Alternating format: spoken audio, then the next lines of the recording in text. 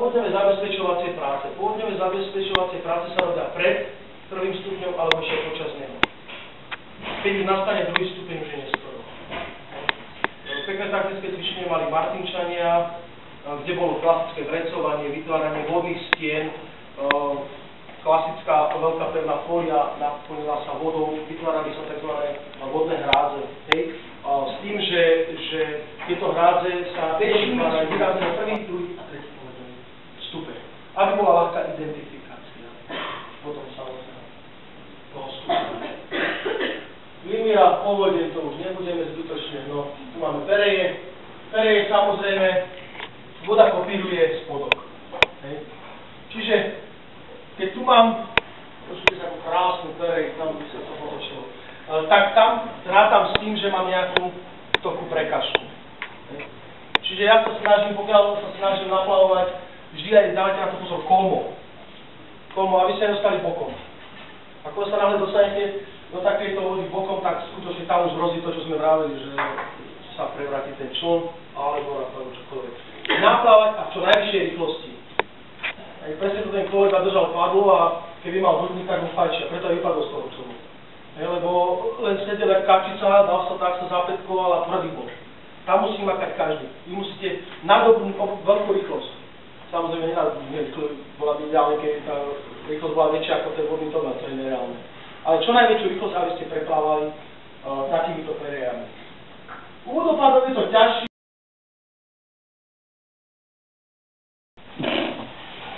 Čo? Sú mi trošku také malé, no. A čo?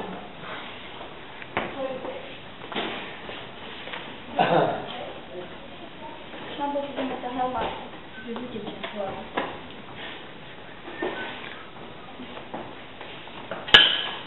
Je akurát teda hovorí. No.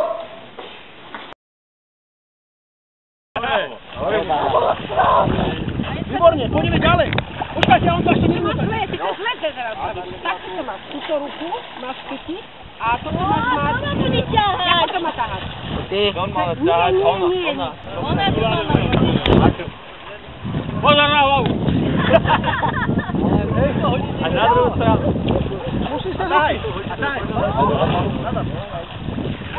Super!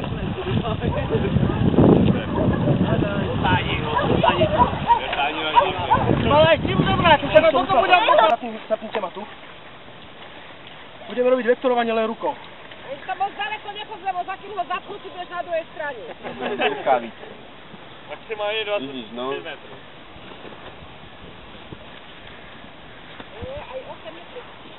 Teraz stačí, že ma bude ťahať iba jeden. Uvidíme, akú silu to má, keď to robí jeden človek a jeden vektoruje, nič viac. Vektorím urobíš ty, hej? Vektorím urobíš ty.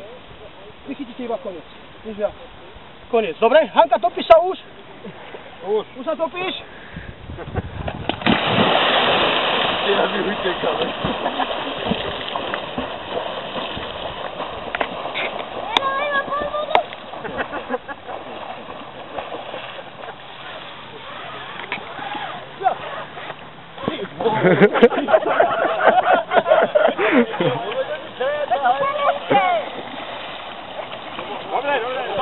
Dobre, riadne. Hlava pod vodu.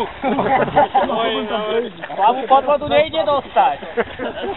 Čo nejde? Čo, ideš topiť sa účinne? Nohy hore, hlava dolu. Dobsa!